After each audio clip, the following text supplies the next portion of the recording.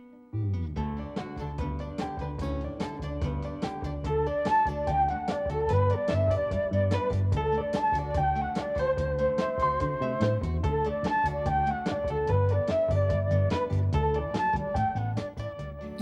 people leading unique lives shape and inform Iowa City.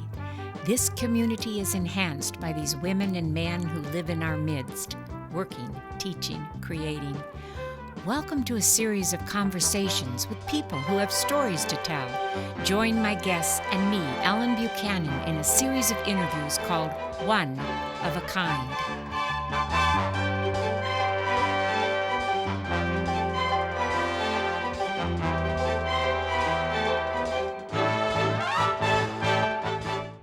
My guest on One of a Kind is Alice Kurtz.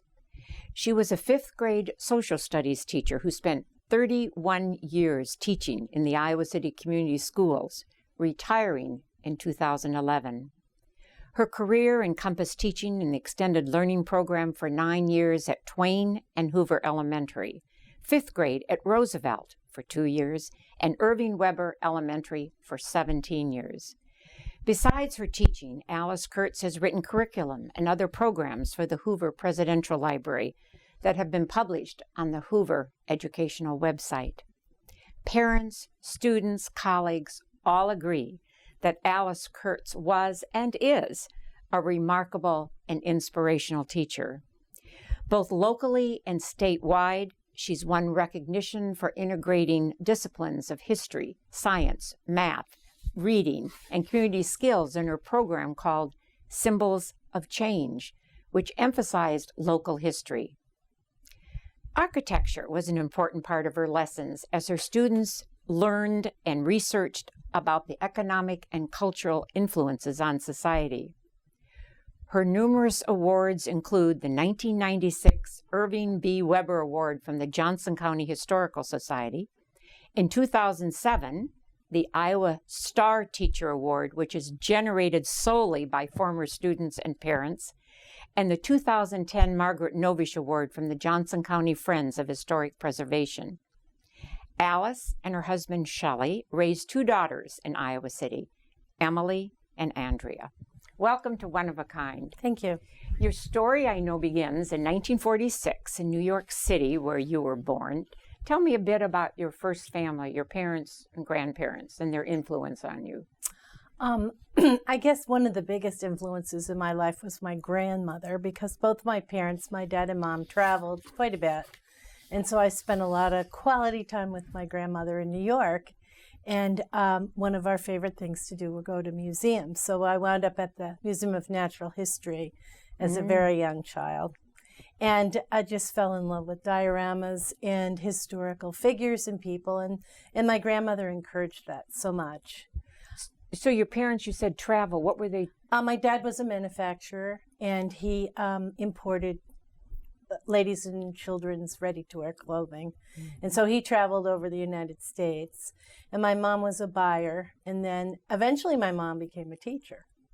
So I had my mother as a model for a teaching role, and my grandmother as a take me to the museums and teach me about history. And what a rich place to be in New York City. Yes. Growing up. Was your grandmother, did she have a career? No, my grandmother just stayed at home. And we lived between New York and New Jersey. So I had the best of both worlds. Great. We had an apartment in New York, and then we had a summer house on the Jersey Shore, not like the TV show, not at all, not at all. And so down on the local shore, there was a lot of Native American history. And I used to love to run around in the backyard and pretend that I was a Native American or looking for treasure. And so those were formative things for me growing up. Did you know at an early age that teaching was going to be your passion and your path? No, because I loved animals. I think every young girl wants to be a veterinarian or a horseback rider. You know, I went through all those phases. But the more I worked with children, all through high school, I was either a camp counselor or I worked as a lifeguard on the beach. And so I was constantly around children. And I thought, I really like this. And I really like imparting teaching people how to do things. So where'd you get your education degree in college? I went to Syracuse University, and at Syracuse you had to major in a liberal arts area, and that was history for me. And then you got a bachelor's degree in teaching. So you actually wound up with a dual degree. And then we moved to Iowa in 1973. And I had just had Andrea. Andrea was about 2 and Emily was on the way. So I went back and did a master's at University of Iowa. So what brought you to Iowa City? My husband took a job teaching. I knew when we got married, he always wanted to be a professor. Mm-hmm. He practiced law for a little bit just to pay off college loans. Sure. And then we moved to Iowa. That was his first teaching job. So I came here, and it was very interesting for me because I'd been to both coasts. I was one of those. Been at the coast. Iowa was the flyover. Iowa, where's Iowa? I wasn't even totally sure. So, but we really loved it, and I couldn't think of a better place to be raising children. Was there a story? Is there a story about how you met your husband, Shelley? It was just a fix-up. My roommate was dating a law student. He was a law student while I was an undergrad. And she asked me if I'd go out with her friend's friend, and I said, sure. Mm-hmm. And we dated a little bit, and then we didn't date for about a year, and then a little later we got together again. So was it hard moving from New York to Iowa City, or was it pretty easy transition? It was hard because I left my family, and my family were diehard New Yorkers. And it was really the first time I had really left my family. Mm-hmm. And also, I was pregnant. So, and it was in 1973, Iowa City was in urban renewal. Right. And here from Fifth Avenue to Iowa City urban renewal, yes. That's a little difficult for me. Yes. So I had a hard time. Yeah, I did. So when did you decide to start this 31-year teaching career in Iowa City schools? I taught high school in New York before we moved here. And then I took a little bit of time off for the girls and transitioning to Iowa. And then I started teaching. And my first job in Iowa, I started subbing. I first did Gifted and Talented, the extended learning program. And it had just started. So it was brand new, and they said, we'll do what we can. So it was wonderful because I love to create things.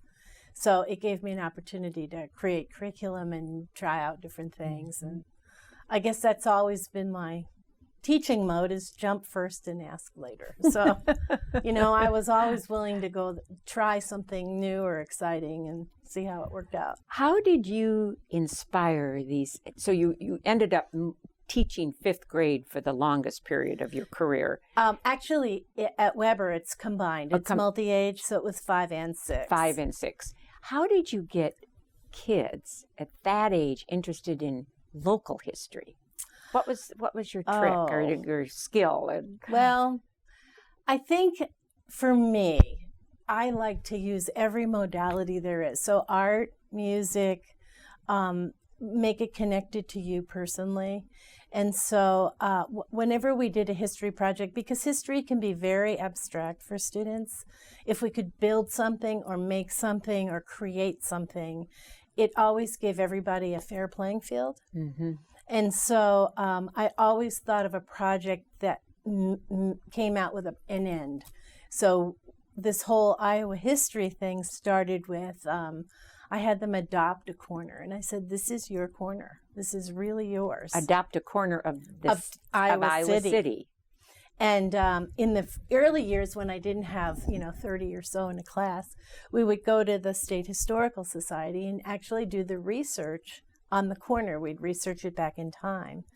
And as students start to feel like it's theirs, they take an ownership and a pride in it. Mm-hmm. And then we built it. And honestly, it was just like Harold Hill and the Music Man, because the first time I did it, I had boxes. I have really no art training, but I have that faith that they're going to do it. And I said, let's build it. And, they were just so fabulous. Now, a corner had to have a building on it? Yes. Was that the prerequisite? Yes. Okay. So I went ahead, and I isolated all the corners that had significant buildings. Give me some examples that you did. Well, the Hotel Jefferson is Oh. always a favorite corner. Because we're at Weber, we always included Weber's Blacksmith Shop, which is on Iowa Avenue. And we did the first year I did it, I actually did the Pentecrest. We did Old Capitol and we did the buildings. And they were phenomenal, just phenomenal. The old hospital, the old University of Iowa Hospital, has such great characteristics of architecture. And then after the first year, I felt like, oh my gosh, this is so cool. So then I alternated and I did either downtown Iowa City or houses. And when I did the houses, I was able to enlist my art teacher to help with architectural styles. A couple times I wrote a grant for us, and Molly Nauman is a renowned architectural historian. She would come and spend a week at Weber with us. And when smaller classes, we took bus tours around the city. Oh, one time we walked Summit Street and did those houses. Yes. Another time we did Woodlawn. But it was just this. Students and building and art just work really well together. But then you made things, you said. Right. But you started with boxes, but some of these things you made were very sophisticated. Right. We used pictures, and the students just did it. I mean, we sort of problem solve, what would look like a shingle or what would look like mortar or ashlar, and they learned the vocabulary. And we just built it. Everything we used was recyclables. And occasionally the students would come up with little decorative pieces. My very favorite story I'd like to share with you. Oh, please do. The very first time we did this, Irving Weber was still alive. And he came in and he literally started to cry. And he said, "This is the most beautiful thing I've ever seen." And he proceeded to tell the students when he was a young boy on the Pentecrest, an elephant had run away from a circus parade and plopped itself on the Pentecrest. And the kids laughed. And that night we had an open house, and one little boy brought a little elephant and put it on the Pentecrest, and then proceeded to tell everybody that Irving Weber told him this is what happened, and that's why the elephant was on the Pentecrest. And that story, plus the other one that always gives me chills, is a mom that called and said, my daughter, every time we pass the house, she said, "That's my house," for like 10 years after we built. So those kinds of memories are what kids keep about school. Oh, absolutely. So I enjoyed it. It was a great way to teach history. I mean, you can't teach about a building without the economics of it, the local materials. Well, where do you get the stone? Well, how did they quarry?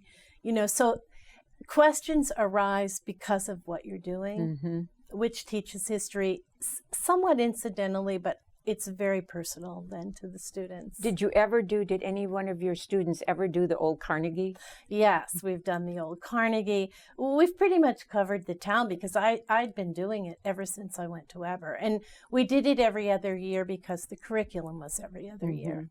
So on the flip year from the Iowa City building, we studied environments. And so we built a rainforest, and we would turn the whole room into a rainforest that year, and make trees and monkeys. And what I had the students do is whatever they researched is what they could make. So it encouraged them to, if they wanted to make a lot of monkeys, that was your research project. Or if you were doing birds from the Amazon rainforest, well, what do you know about them, and how could you find out? So that art and the creative process was driven by the research, and vice versa. So we're getting back to the buildings in Iowa City and surrounding area. Was mainly the research? Did they go to the State Historical Society? Did they come to the public library? Did they do obviously all of the above. library and the schools? Yes, all of the above. Did you go together as the class, or did you have them do it as homework when their parents said to take them? No, I like to keep my fingers on it all. Originally, at the time we came to State Historical, I was teaching at the university also. I taught methods class for social studies, and so I had one of the assignments for my students, my college students. They each took a group of 5 students, to the state historical. So at that time, for those years, I could take the students to the resources. When we got huge classes, I just couldn't do that. I mean, 30 kids. Well, at one time, I taught 3 sections of social studies. That's 90 students. I mean, it would take me the whole year to go there. So then I came and pulled resources and brought them. And why is because I really wanted them to use primary resources. So they learned what a primary resource was, secondary resources. We relied a lot on Irving Weber books. Gerald Mansheim had done a book on Iowa City. And so I went and got the papers, old newspapers, old advertising, so they could get a flavor for their corners.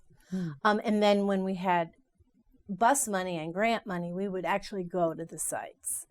And I think it was the year before I retired, I took 190 kids downtown, and we did a walking tour. Friends of Historic Preservation were wonderful, and they provided docents for me, and we divided them up into groups of 20, and we walked all over downtown Iowa City. And they really got to know their town. They did. And it's their town, and, Iowa City is transient in many ways because of the university, and I felt like this gave them an anchor. This is my house, I built that, or this is my hotel, or my library, or Irving Weber's blacksmith shop, and I was part of that. It gives them something to feel proud of and part of. You mentioned a couple times that your classes got bigger. Was this in the last few years? That over time, sure. Over time, you started with about how many, and then by the time 2011 came? We always were in the 20s. As you go up in grades, they tend to be bigger. Always 20, 25, 26, 27. And then the last few years, because of the growth patterns in Iowa City out towards Weber, we were well over 30. And last year, I think I had 34 students in my class. And that's a lot. That is a lot. It is a lot. Is this what I said in the introduction? Is this program called the Symbols of Change? That's the specific architecture program. I wrote it to encompass reading, language arts, social studies, and science. And you wrote the curriculum. And it started, a science unit that we had to teach was called Structures. And it talked about architectural terms like tension and compression. And Iowa history was on the table for that grade level, and there really isn't a lot out there except textbooks. And it just came to me one day. I thought, well, why don't we just build Iowa City, So I combined the two, and it's called Symbols of Change, and it really looks at Iowa history through architecture. So you start with Native American. What did the Native Americans build? What kinds of materials did they use? And graduate up till actually present day. And we talked about glass and chrome and the Moen buildings. You have to include those now. So it was fun, and it was hands-on, and it was got the historical research into it. We tried to find literature that would go with it, so books about architecture, about even the Hoover Dam, anything that we could tie in. So it was a reading, language arts, writing, and history. And then each building came with a pamphlet that the students had done the historic research on. You loved to teach. I love it. I love it. What was the best part of teaching for you? That I learn as much as they do. I think that's the best part. It's a thrill to me to work with students, not at them or for them, but with them.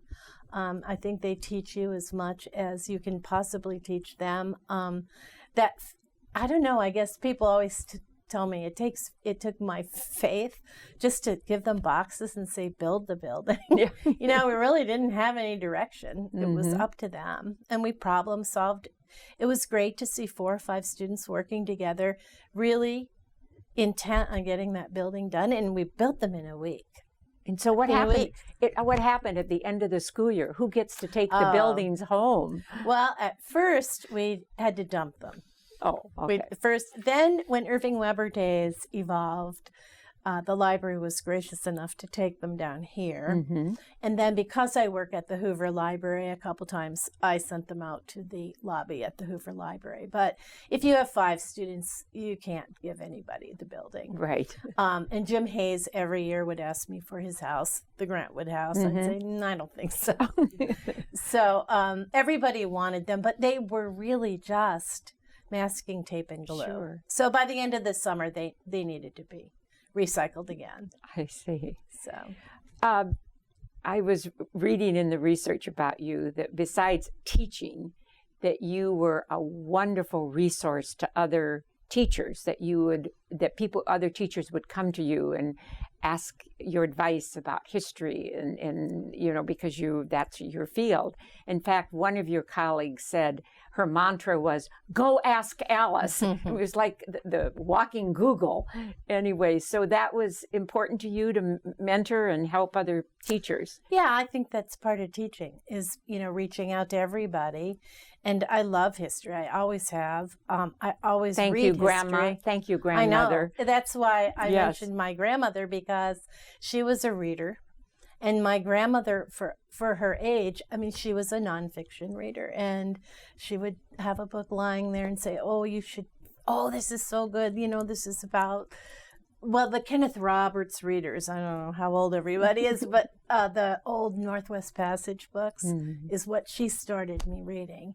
And then that was it. I followed her footsteps and read nonfiction. I love history. I read as much as I can. I like to find out things about people and about, as you do, as you interview. And I was just curious. And growing up in the East, there's so much history around you all the time. And when I came to Iowa, it was funny because people felt like they had nothing. But they really do. They have a great, rich history here.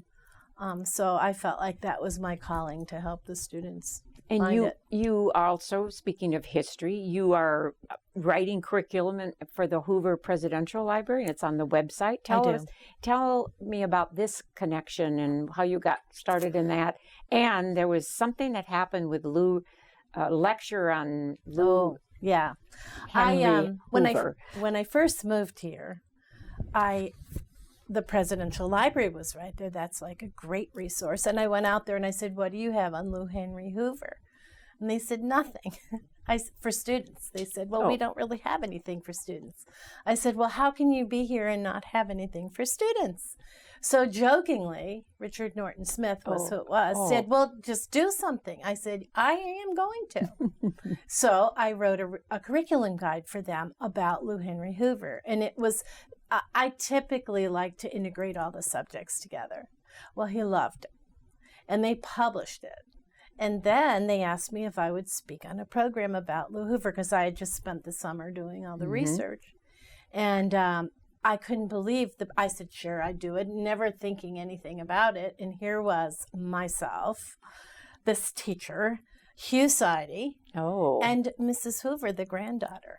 That was the program, and I was beside myself. I bet you were pinching yourself. Gosh, it's me who here. Who is this person up here? And it was wonderful, and it was fun for me, and it went well, and I felt good about it. And then they hired me. They said, we need you to do things for us. So I did what it's called contract work. So if they have a project that involves students, children, Lou Hoover, I guess that's been my area of expertise now.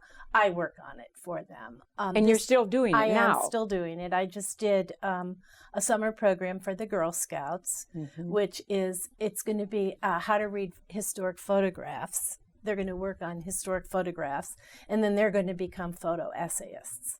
So I wrote that summer curriculum, and then I did a Girl Scout.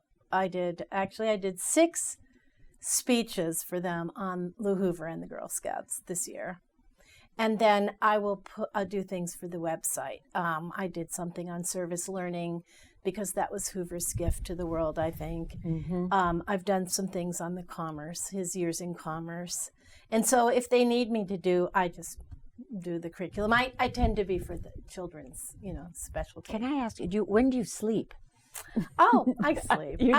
This is something I love. This is my passion. This is your passion. So when you relax, when you are not teaching, you do research? Is that what relaxes you? Yeah, and reads? it does actually. Is that it? Actually, from teaching, there's something.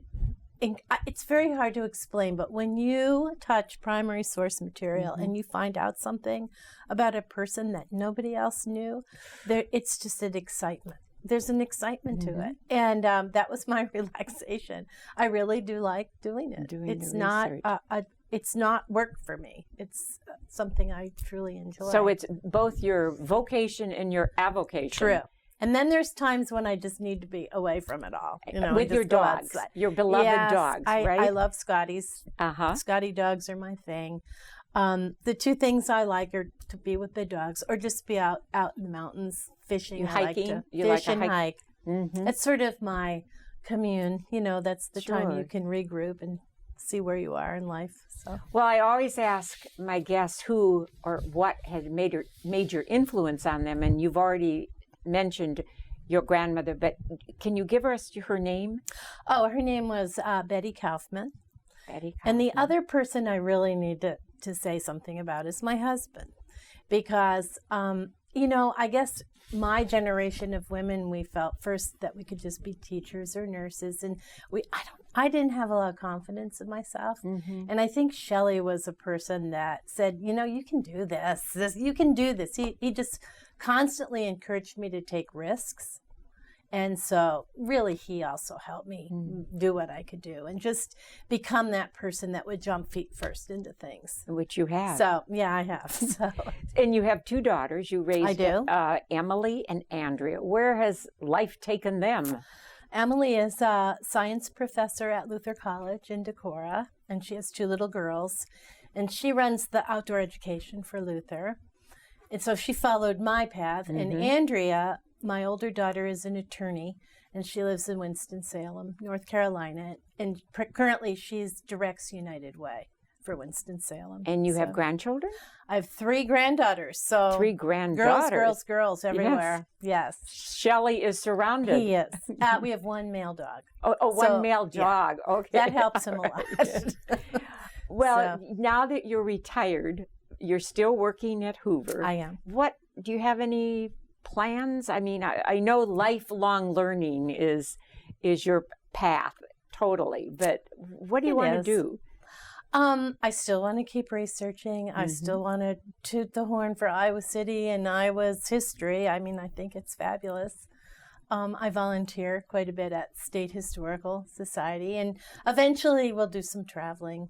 I have lived in Europe, so I've been very fortunate to travel quite a bit in my younger days. So, what kind of research are you doing for the State Historical Society? Right now, I'm filing because I don't think they've been touched in 20 years. So I'm trying to organize them and trying to digitize them, and also seeing if we could put them in an order that would be more useful for people. So you've lived all over. You've been all over the United States and the world. It sounds like you've traveled abroad, and you grew up in New York. What's the best part of living in Iowa City for you? My last question. I would have to say the people that live here, because it's the most welcoming place. Remember, I'm a New Yorker. Yeah, right. And so everybody's stereotype of New Yorkers, people, they're friendly. They are really friendly. But in Iowa City, it just amazes me. I've been here all these years, but people will just be as friendly as could be. If I would not hesitate to ask a stranger if I needed help in Iowa City. So I think that's what makes it a great place. Well, on that wonderful positive note, thank you for being my guest today. Thank you. My guest on One of a Kind has been Alice Kurtz, an extraordinary and committed 5th grade teacher. Words used to describe my guest are visionary, master teacher, resourceful, inspirational, and a lifelong learner. Alice Kurtz is one of a kind.